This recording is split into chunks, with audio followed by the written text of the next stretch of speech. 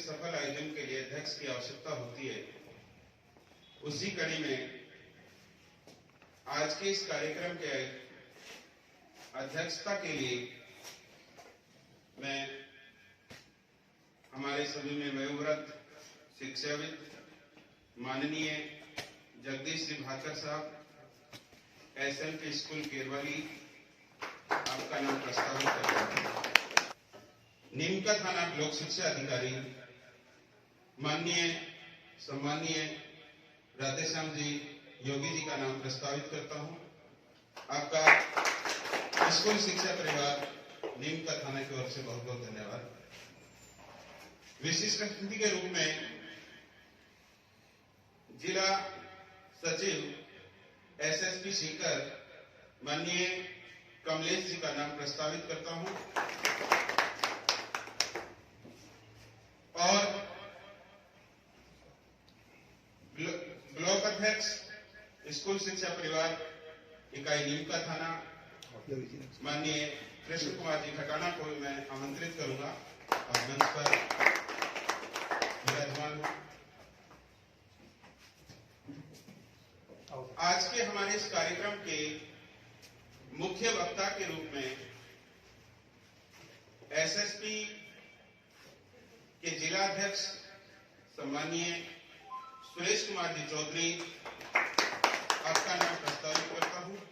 आप आज के कार्यक्रम के मुख्य वक्ता के रूप में यहां पर विराजमान हैं। सबसे पहले कार्यक्रम की शुरुआत हो, मैं चाहूंगा कि मां सरस्वती के इस मंदिर में सभी संचालक बंधुओं के सानिध्य में आदरणीय मंच मां सरस्वती के दीप प्रज्वलन करके और कार्यक्रम की शुरुआत करें।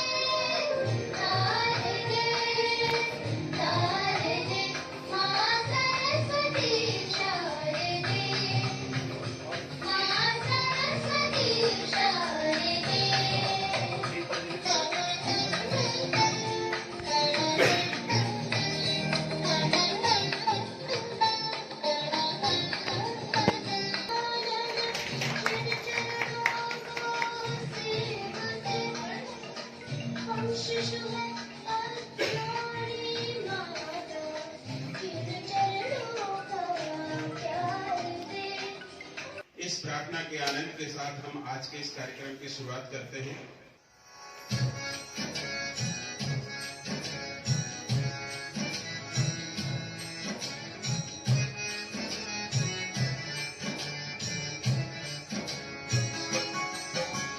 सुबह सवेरे लेकर तेरा नाम प्रभु, करते हैं हम शुरू आज का काम प्रभु। सुबह सवेरे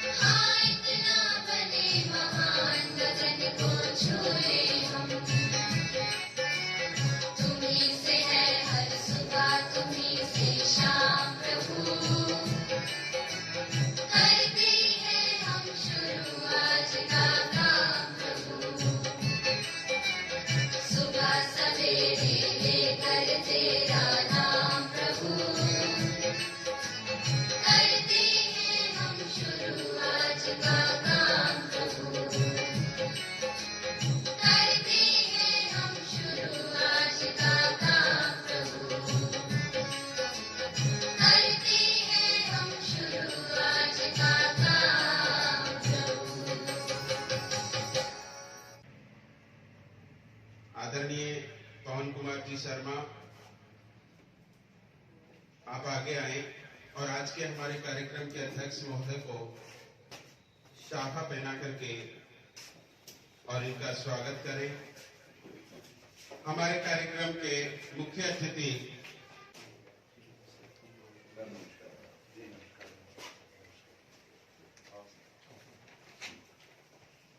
माननीय राधेश्याम जी योगी, ब्लॉक शिक्षा अधिकारी नीमका थाना, आपके स्वागत के लिए मैं आमंत्रित करूंगा रवि जी गुप्ता, शाखा पहना करके स्वागत करेंगे। और आदरणीय सामोता जी, आप माला पहना करके स्वागत करेंगे।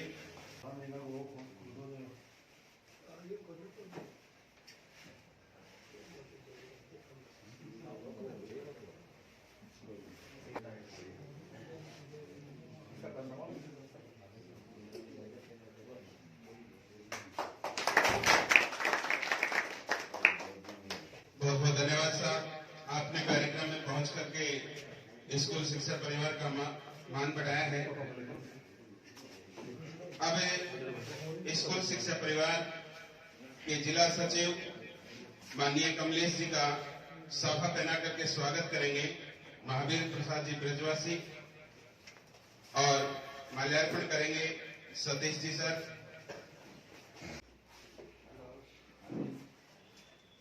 बहुत बहुत धन्यवाद कमलेश जी। हमारे, मैं यूं कहूं कि स्कूलों में लोकप्रिय अध्यक्ष माननीय सुरेश जी चौधरी, आपका महेंद्र कुमार जी चेजारा शाखा पहना करके स्वागत करेंगे। और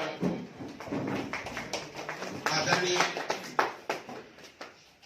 पवन जी आपको माल्यार्पण करेंगे।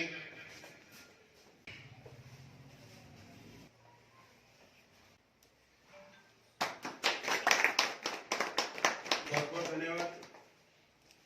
एसएसपी अध्यक्ष माननीय कृष्ण जी खटाना, आपका माला पहना करके स्वागत करेंगे राकेश जी यादव, और शाखा पहनाएंगे जुगल जी सैनी।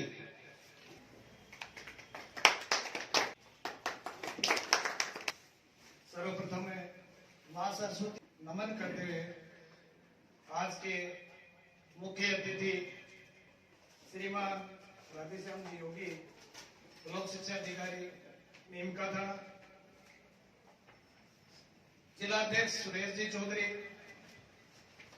विशिष्ट अतिथि कमलेश जी शर्मा, आज की कार्यक्रम की अध्यक्षता कर रहे श्रीमान जगदीश जी भास्कर, स्कूल संचालक साथियों का तहे दिल से धन्यवाद करना चाहूंगा और यही कहूंगा कि स्कूल शिक्षा परिवार एक ऐसा संगठन है जो भविष्य में छोटी से छोटी समस्याओं के लिए लड़ने का काम करता है, और यही हम इनसे आशा रखेंगे कि नीमका थाना की यदि कोई छोटी से छोटी समस्या आपके सामने आए तो उन समस्याओं को शीघ्रता से निपटाने की कोशिश करें। बहुत बहुत धन्यवाद। माननीय ब्लॉक शिक्षा अधिकारी साहब के लिए मैं एक शेयर अर्ज करना चाहूंगा। हार को जीत की एक दुआ मिल गई साहब, हार को जीत की एक दुआ मिल गई, तप्त मौसम में एक हवा मिल गई। आप आए हमारे इस कार्यक्रम में, आप आए हमारे इस कार्यक्रम में, यूं लगा जैसे तकलीफ को दवा मिल गई। आप हमारे इस कार्यक्रम में पहुंचे, स्कूल शिक्षा परिवार नीमका थाना की ओर से आपका तहे दिल से हार्दिक अभिनंदन, स्वागत। अब मैं आमंत्रित करना चाहूंगा माननीय पवन कुमार जी चेजारा, एक्सीलेंस स्कूल गोहाला, आप अपने विचार रखिए। नीमका थाना ब्लॉक के शिक्षा अधिकारी श्रीमान राधेश्याम जी योगी, स्कूल शिक्षा परिवार सीकर से श्रीमान सुरेश जी चौधरी, स्कूल शिक्षा परिवार सचिव श्रीमान कमलेश जी, इस विद्यालय के डायरेक्टर श्रीमान रवि जी गुप्ता,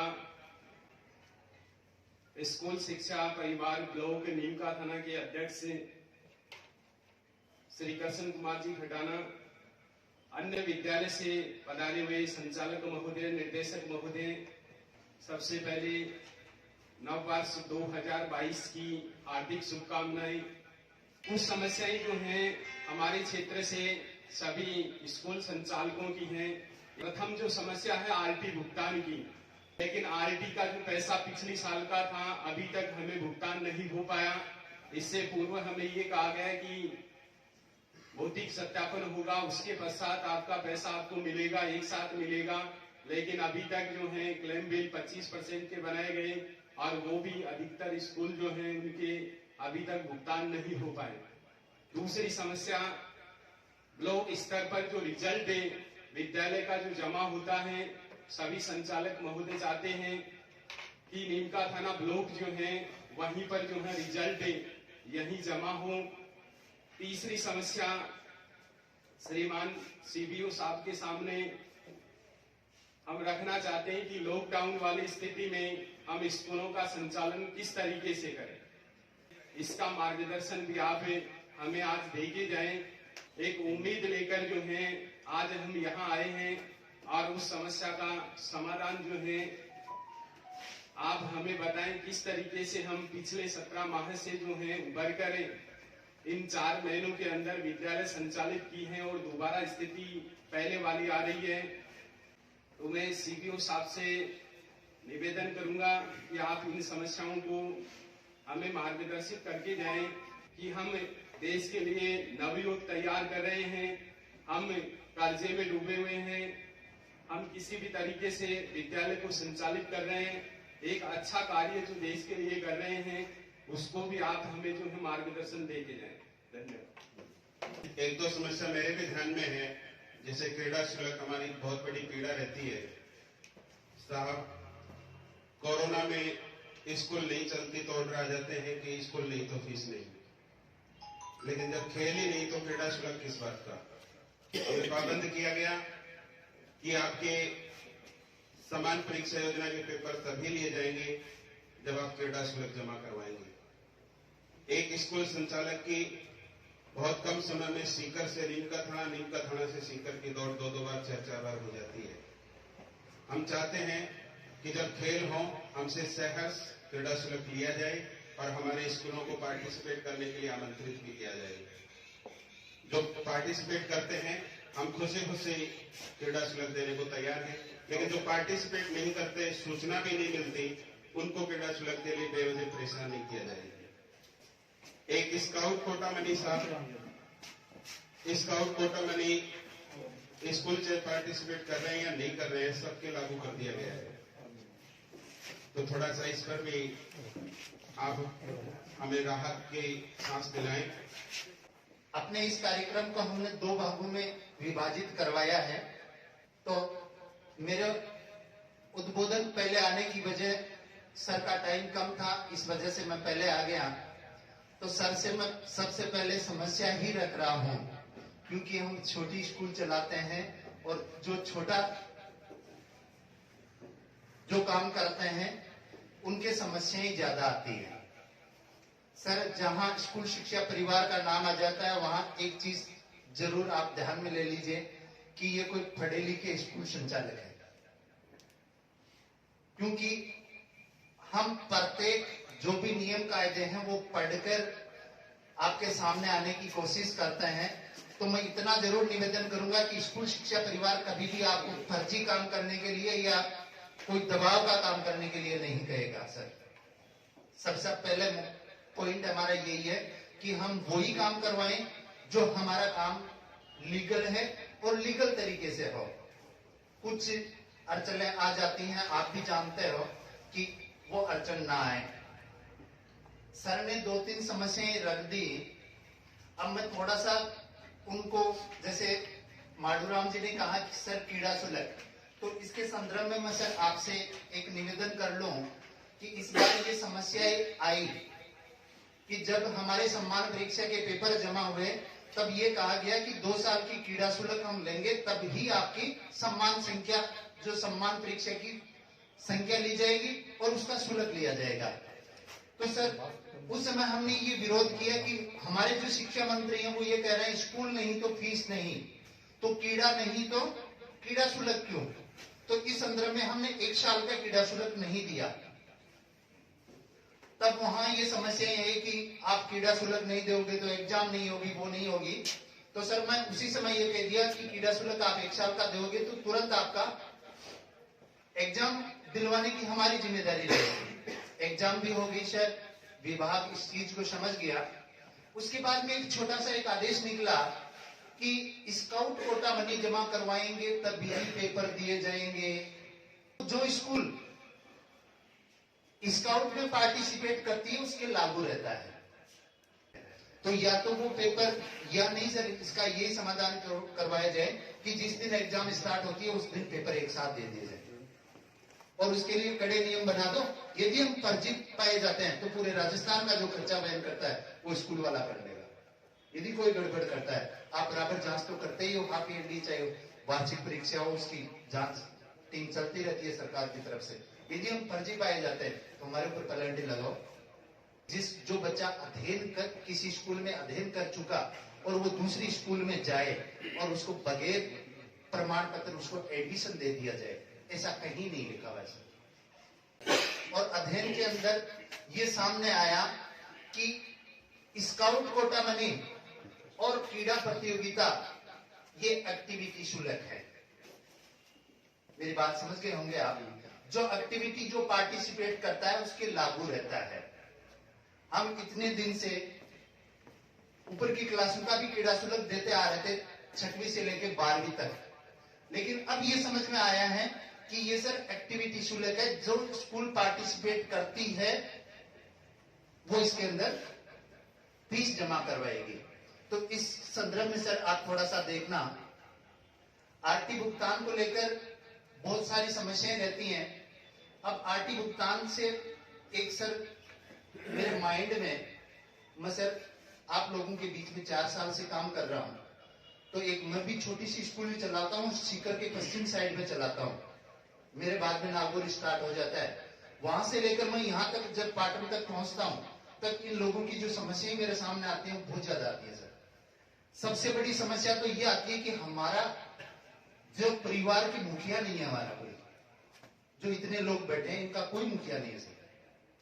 जब आरटी की समस्या लेके जाते हैं कि सर बीकानेर जाओ, सर ये क्लेम भी कैंसिल नहीं हो रहा है, सर जयपुर जाओ, सर ये बोर्ड से समस्या आ गई अजमेर जाओ, सर ये मोटी समस्या आती है कि हमारा कोई गुआड़ नहीं है। जो रेवड़ चराता है उनका कोई गुआड़ होता है, हमारा कोई गुआड़ नहीं है। बल्कि मैं सर आपको अंकित करना चाहूंगा कि एक बाप के 2 बेटे हैं, एक गवर्नमेंट का बेटा है, एक प्राइवेट का बेटा है। दोनों का काम एक है, समाज को शिक्षा देना। तो एक जो प्राइवेट बेटा है उसका कोई धनी धोरी नहीं है। तो सर मैं थोड़ा सा निवेदन करूंगा कि इस पे एक ऐसी रूपरेखा बने कि हमारी कोई समस्या है वो आपके द्वारा, यदि हमारी समस्या आरटी संबंधी आती है तो आरटी का काम मानता हूं कि ब्लॉक लेवल पे नहीं है, जिला लेवल पे है। तो जो अधिकारी वहां जो इसको डील करता है उसको आप अंकित करें कि भैया नीलका थाना का मेरी ये समस्या है, इसको समाधान बता, या कोई कमी है तो मेरे को बता। समझे मेरी बात सर? तो इस प्रकार की जैसे मान लो बीकानेर की समस्या है तो सर हम तो उसके चक्कर का आड़ते रहते हैं कि कोई मिल जाए कैसे भी करके हमारी समस्या का समाधान हो जाए। हम आपके हमारी जो समस्या आपके सामने रखें, आप तुरंत बीकानेर फोन करें, भैया ये समस्या है क्या, इसका क्या समाधान होगा। कोई कागज है तो हम पहुंचा देते हैं। आजकल तो सब कुछ ऑनलाइन हो चुका है। तो एक हमारा सानिध्य जरूर करें सर, हमारे ऊपर हाथ जरूर रखें। जैसे इस प्रकार की कोई समस्याएं रहती हैं तो उनका हम समाधान आपके मार्फत करें तो हमें भी आनंद आता है और जो काम करने वाला होता है उसको भी आनंद आता है। उसके बाद में सर इन लोगों की ये सबसे बड़ी समस्या रहती है, मेरे से तो 45 किलोमीटर दूर है, आता जाता रहता हूँ, कुछ काम होता है तो सीकर ही आना पड़ता है। लेकिन नीमका थाना से यदि कोई सीकर जाए वो एक रिजल्ट का कागज लेके, और उसके बाद में वहां जाने के बाद में निकाल देता है फाइल नहीं है, इस पे सील नहीं लगाई, कल आना। इतने में सर यहाँ के जो संचालक उनके पैर टूट जाते हैं कि क्या करें, इतनी लंबी दूरी तय करके आए, एक दिन का पूरा समय खराब करके आए, और वहां जाने के बाद में ये समस्याएं रहती है। तो मेरे हिसाब से ये जो रिजल्ट संबंधी है ये अपने ब्लॉक लेवल पे हो सकता है सर, इस पे थोड़ा आप अध्ययन करें। मैं जिला शिक्षा अधिकारी के सामने भी ये समस्या रख चुका हूं, तो उन्होंने कहा है कि इस साल तो रुको, अगली साल तो मैं आपके द्वारा यदि वहां मार्किंग हो जाती है तो वो जल्दी समस्या का समाधान हो जाएगा। उसके बाद में सर पुरानी जो व्यवस्थाएं चलती थी, हाफ ईयरली और जो सम्मान परीक्षाएं होती थी, उनके पेपर हमें दिए जाते थे तीसरी क्लास से लेकर 12वीं क्लास। उसके बाद में कुछ गड़बड़ हुई, पता नहीं क्या हुआ, उनको अलग सिस्टम कर दिया गया। 9वीं से 12वीं, वर्तमान की जो समस्याओं पर बात करूं मैं, 9वीं से 12वीं के लिए हम संख्या दे देते हैं, सब कुछ दे देते हैं।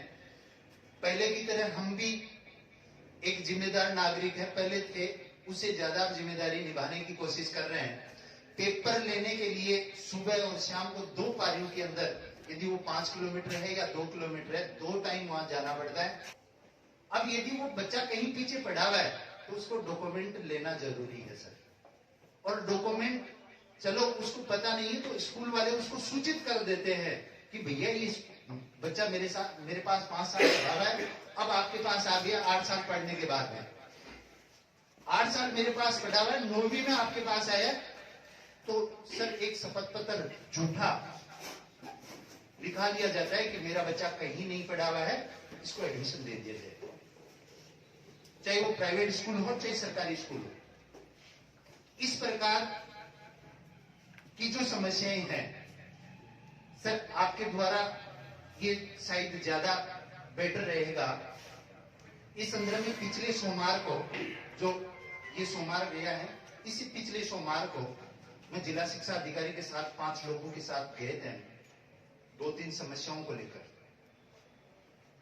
उसके अंदर ये मुख्य तौर पे रखी गई, एक तो 4वीं क्लास से लेकर 8वीं क्लास तक की क्रीड़ा शुल्क का, तो उन्होंने भी बता दिया, मैं उनके सामने रख दिया सर ये एक्टिविटी शुल्क है। उसी के साथ मैंने ये रखा सर, जब बीकानेर निदेशालय के द्वारा लेटर निकाल दिया गया कि बगैर टीसी किसी बच्चे को एडमिशन नहीं दिया जाए और अस्थायी एडमिशन मात्र 15 दिन का रखा जाए।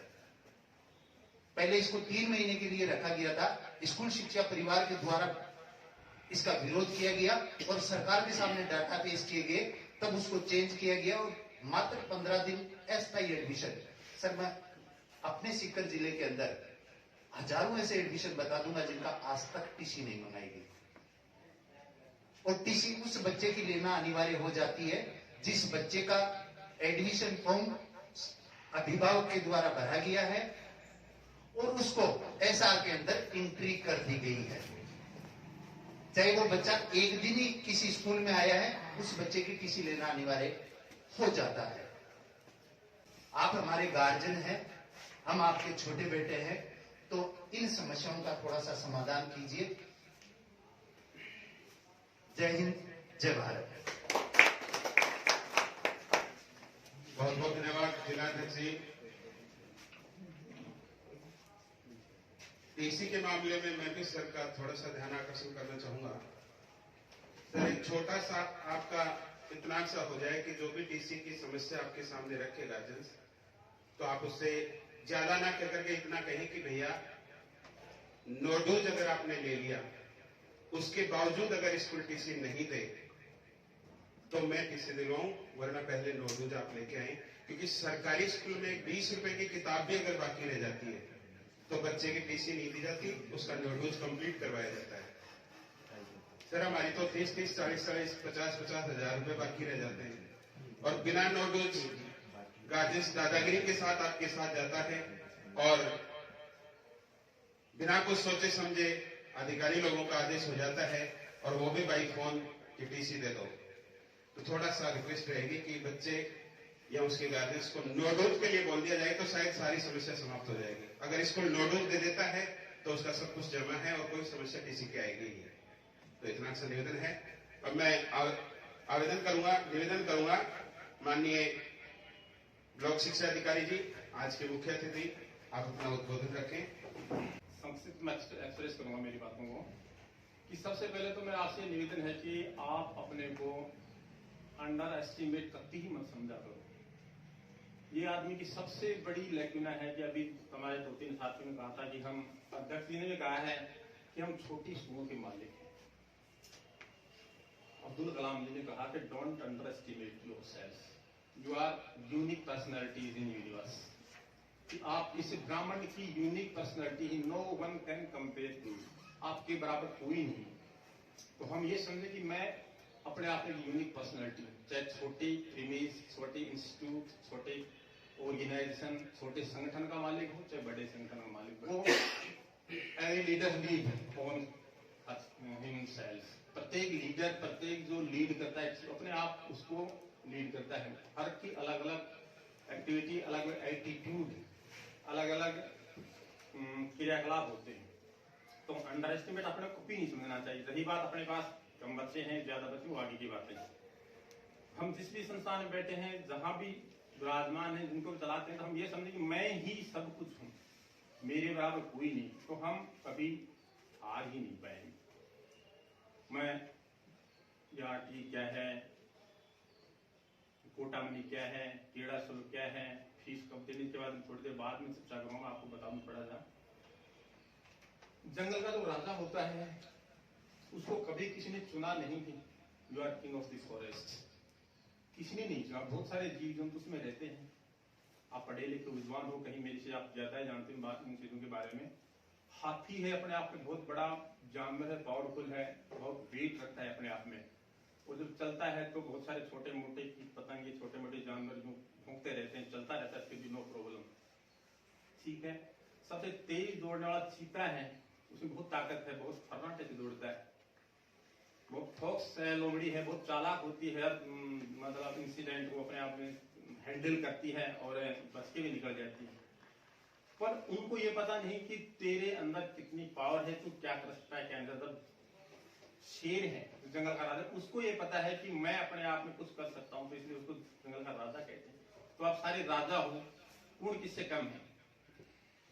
तो सबसे मेरा ये कहने का मतलब ये कि हम कहीं किसी से कम नहीं, बशर्ते कि हमें जो कॉन्स्टिट्यूशन के पैराज हैं, संविधान के जो मूल रूप से टारगेट हैं, उनकी जो पहलू है, उनके ऊपर चलें, तो हम कहाँ किसी से कम हैं।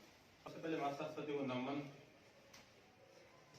और माँ सरस्वती के साथ साथ आपको भी नमन ही है, क्योंकि आप सारे शिक्षाविद हो, शिक्षा से जुड़े हुए आइकॉन हो, प्रतिमाएं हो। सम्माननीय जगदीश जी आज की सभा के अध्यक्ष पद को तो सुशोभित कर रहे हैं, और हमारे बड़े भ्राता श्री भी हैं। सुरेश जी सर जो सीकर रिमोट एरिया से पधारे हैं, और कमलेश जी, कृष्ण जी खटाना, और इस इस विद्यालय के, इसे वटवर्क दिशा पब्लिक स्कूल के डायरेक्टर महोदय श्री रवि गुप्ता जी, समस्त मेरे समक्ष मेरे सामने विराजमान डायरेक्टर महोदय, अपनी अपनी संस्थाओं के मालिक और संस्थाओं को मूर्त रूप देने वाले, सबसे पहले तो आपका हार्दिक अभिनंदन है, स्वागत है नववर्ष में। कि नववर्ष में अच्छी स्थिति में हम हैं, इसलिए हम आज यहाँ एक दूसरे के समक्ष बैठे हैं। और यही भगवान से कामना भी है मेरी आप लोगों के लिए कि आप आने वाले सालों में जितनी भी लंबी आ रही आगे, उनमें आप इसी अच्छी तरह से फलें फूलें, और आपकी जो संस्थाएं हैं अच्छी चलें। ये मेरी आपसे गुजारिश है। भगवान शिव से मेरी कामना भी है कि आप अच्छी तरह से फले फूले। साथियों, अभी जो बातें चल रही थी, क्वेरी चल रही थी कि ये समस्याएं हैं, ये चीजें हैं, ये नहीं है, उनके बारे में आप थोड़ा सा निवेदन करूंगा। आरटीआई की जो 2 सालों से आप देखो, पूरा एंटायर यूनिवर्स ही कितना पेंडेमिक को देख पाया है। हम सब जानते हैं, हम सब सामाजिक प्राणी हैं, रही बात गवर्नमेंट की, तो गवर्नमेंट ने भी स्ट्रगल किया है कि किस प्रकार से रेवेन्यू कलेक्ट को किस प्रकार से आरटीआई के पैसे अब रिलीज हो गए, पैसे आ रहे हैं धीरे धीरे। समाचार यह है कि डायरेक्टरेट से या रमस्ता कार्यालय से पैसे हैं जो आने वाले हैं, आ रहे हैं, डी ऑफिस तक आ गए तो आपके पास पहुंच जाएंगे। दूसरी बात ये भी आ रही थी कि आज आरटीआई का एडमिशन इस स्कूल में लिया है बच्चे ने, और 3 दिन बाद टीसी कटा के घुमा जाए, उसके बाद संपर्क पोर्टल पे शिकायत आते हैं कि फला संस्था प्रधान ने फला स्कूल के माध्यम से टीसी काट करके हमें दे दी। तो इन बातों को हम इस प्रकार से अपनी पॉलिसी, इस प्रकार से अपना दृष्टिकोण, इस प्रकार से अपने क्रियाकलाप अपनाए कि अपने को किसी को सुननी ही नहीं पड़े। रिजल्ट की जमा करवाने की बात थी, पिछले सालों से क्या होता है, 80 का दिन रिजल्ट होता है तो मैं आपके लिए बात करूंगा डीओपी से, पूरे नीम का थाना ब्लॉक है, जिस ब्लॉक में कोई सीपीओ बैठता है, डीओ बैठता है, वो रिजल्ट उस ब्लॉक के वहां जमा होते सारा कलेक्ट करते हैं। तो मेरे पास जो समस्याएं आती हैं या मेरे लायक जो होती हैं तो मैं एडवांस उसका रिजोल्यूशन कर देता हूँ, किया भी है मैंने। इस बात में ये भी कहा था स्काउटिंग गए थे, रवि जी तो नहीं थे, आप आए थे। कोटा मिली की बात थी, कोटा मिली की बात थी, सर जो संस्था रजिस्टर्ड है, आप ये कह दो एनजीओ, एनजीओ नहीं गवर्नमेंट का पार्ट है। स्काउटिंग जो अपना कंपेन चल रहा है ड्राइव है और गवर्नमेंट का, इसमें सीनियर लेवल के आईएएस इसके मॉनिटरिंग या मेंटर होते हैं, कोई एनजीओ नहीं है, अपने गवर्नमेंट से जुड़ी संस्था है। इसमें बच्चे को अपन डिसिप्लिन मितव्ययिता किस प्रकार को सिखाया जाता है, और गवर्नमेंट ने अब ये प्रपोज भी किया है इसके अंक भी प्रतियोगी परीक्षाओं में नौकरी में चालू करने वाले एनसीसी की तरह। तो जो संस्था रजिस्टर्ड है स्काउट गाइड में, तो उसकी कोटा मनी की बात आ रही थी, आप गए भी थे, बोले सभी स्कूल से ले, तो मैंने तत्काल टेलीफोन किया था, सभी से लेने की जरूरत है, जो स्कूल रजिस्टर्ड हैं जिनमें ग्रुप बने हुए हैं, स्काउटिंग है, गाइड है, उनकी आप कोटा मनी ले लीजिए। और 2 सालों की बकाया है तो नहीं दे पा रहे हैं क्योंकि 2 सालों से अर्निंग जो चीजें थी हो नहीं पाई, फीस कलेक्ट हो पाई, तो इस साल की ले लो, पेपर दे दो, पेपर में कहीं कोई रुकावट नहीं है, आपके पास मैंने टेलीफोन कर दिया था, नहीं है रुकावट। तो ये सब चीजें अपने को आपस में कोलाबोरेशन भी करना बहुत जरूरी है। हम इसी तरह से एंडामेंट नहीं हो चाहे तो फीस मांग रहे हैं, ये हो गया कि हम सामाजिक प्राणी हैं। सरकारी और प्राइवेट संस्थाएं कोई अलग नहीं होती, दिमाग की ग्रंथियां हैं और ये अपने अपने विचार हैं कि हम आप भी वही सिलेबस पढ़ाते हो जो गवर्नमेंट वाला पढ़ाता है, गवर्नमेंट वाला वही सिलेबस स्टार्ट करवाता है जो अभी पढ़ाते हो, तो कोई अंतर तो अपने समझ का है। जिस संस्था में अच्छे टीचर्स हैं, अच्छी शिक्षा मिल रही है, quality quantity so much better है, तो वहां बच्चे जाएंगे तो किसी का क्या कौन रोकेगा उनको। अपने को कॉम्पीट नहीं करना है किसी चीज को, अपने कॉम्पीट अपने आप से करना है कि मैं जितना ज्यादा कर पाऊंगा उतना ही मेरा नाम आगे बढ़ेगा। मैं इस मन से आपको यही एश्योर्ड करना चाह रहा हूं कि मैं आपके साथ हूं। अगर लीगल, कॉन्स्टिट्यूशनल और संवैधानिक बातें हैं, कोई गलत बात होता है, गवर्नमेंट का नुमाइंदा होता है, प्राइवेट का नुमाइंदा है, तो उसके साथ कोई भी नहीं होगा। मन से अपन कुछ भी कहते हैं, भगवान से यही प्रार्थना करें कि ऐसा कोई मामला, ऐसी कोई चीज नहीं है कि हमें बच्चों को रोकने के लिए कोई ना कोई स्टेज या कदम उठाना पड़े। तो एसओपी का अपने तरफ पूरी तरह से पालन करना है, गवर्नमेंट की जो नियम कानून कायदे हैं उनको अच्छी तरह से फॉलो करना है। रही बात जितना हम अच्छा कर पाएंगे, सुबह उठ करके ये सोच करके कि मैं आज उठा हूँ और ये दिन मेरे लिए ही सबसे बढ़िया दिन है और मेरे जितना कोई नहीं कर सकता, तो फिर अपने को कोई रोकने वाला ही नहीं, चाहे गवर्नमेंट की बॉडी हो चाहे प्राइवेट की बॉडी। तो अंततः मैं आपका बहुत बड़ा ऐसा मत ऑब्लाइज कि आपने मेरे को याद भी किया है, बुलाया भी है, टाइम भी दिया है। और साथियों, मेरी तरफ से मैं आपको ये आगाह करना चाहता हूँ, I will assure to you कि यू डोंट माइंड एनीथिंग कि आप अलग और मैं अलग हूँ। वाजिब, लीगल और अच्छी बातों के लिए मैं आपके साथ हमेशा रहा हूँ। रही बात ये, और भी कोई बात हो तो जगदीश जी आपके समक्ष बैठे हैं, सबसे वयोवृद्ध हैं और निजी संस्थाओं के मालिक के जैसे ही हैं और मेरे बड़े भाई। आप इनसे पूछना कि मैं गलत जो बातें हैं, आई डोंट फील एनीथिंग और एनी टाइम मैंने कभी उनका फेवर नहीं किया, कभी उनके वो नहीं किया कि अच्छी बात, तो मैं हमेशा ही आपके साथ रहा हूँ। और रही बात इन 4-5 RTI की पैसे आ रहे हैं, और बात करूंगा मैं कि ये सारे हमारे साथी बैठे कि क्यों तो नहीं आ रहे, कब तक आ रहे, कब तक मिल जाएंगे। तो कोई भी आपसे में से कोई मेरे को कभी आई एम अवेलेबल 24 आवर्स, कोई 24 घंटे में से बात करता है इसका क्या हुआ क्या नहीं। और इस नए साल में पुनः आपको बहुत बहुत धन्यवाद। और मैं पुनः आपसे ये कहना चाहूंगा कि साथियों, आप कहीं किसी से कोई कम नहीं हो। इतने बड़े बड़े शिक्षाविदों के अपने आप को डोंट अंडर एस्टिमेट, अपना कभी कम नहीं आंकना चाहिए, क्योंकि मैं कर रहा हूँ तो अच्छा कर रहा हूँ और बढ़िया कर रहा हूँ, बस करके अपना जो आंतरिक जो भावना है, इंट्रिंसिक जो मैनर है वो अच्छा होना चाहिए। चाहे छोटी संस्था का मालिक हो, बड़ा संस्था का मालिक, सारों की उत्पत्ति क्रिएशन करने वाला एक ही है और वो सबका मालिक वही है, तो वही सबको पैदा करता है। तो वो इस तरीके से पैदा करके भेजा अपने को सभी लोगों को कि तुम सब एक हो और कोई किसी से कम नहीं। रही बात गवर्नमेंट की, तो गवर्नमेंट का जो पॉलिसी वगैरह है उसके बारे में अपन बात करें तो जो अपने नियम का थाना या किसी ब्लॉक ऑफिस की जो बातें हैं या यहाँ के होने वाली जो चीजें हैं, तो उनको मैं आपसे पहली बात तो बिना कहीं पूर्ति करने की कोशिश करूंगा। और फिर भी कोई बात अगर रह जाए तो you are coordinated invited to my office in any time. Thank you. बहुत बहुत धन्यवाद माननीय ब्लॉक शिक्षा अधिकारी नीमका थाना। आपने स्कूल शिक्षा परिवार इकाई नीमका थाना के इस स्नेह मिलन समारोह में आकर के और शिक्षा के क्षेत्र में अभूतपूर्व कार्य करने और अपने देश के लिए आने वाली पीढ़ी को कर्मठता से आगे बढ़ाने के लिए तत्पर जुझारू रहने वाले इन स्कूल संचालक बंधुओं का मान बढ़ाया, इस कार्यक्रम की शोभा बढ़ाई और हमारी बातों को गौर से सुना आपने और हमें आश्वस्त किया कि आप सत्य के लिए हमेशा हमारे साथ रहेंगे। इसके लिए स्कूल शिक्षा परिवार नीमका थाना और जिला अध्यक्ष की तरफ से मैं आपको बहुत बहुत धन्यवाद देता हूं। एक बार सभी साथी साहब का इस सकारात्मक सहयोग के लिए धन्यवाद करते हैं।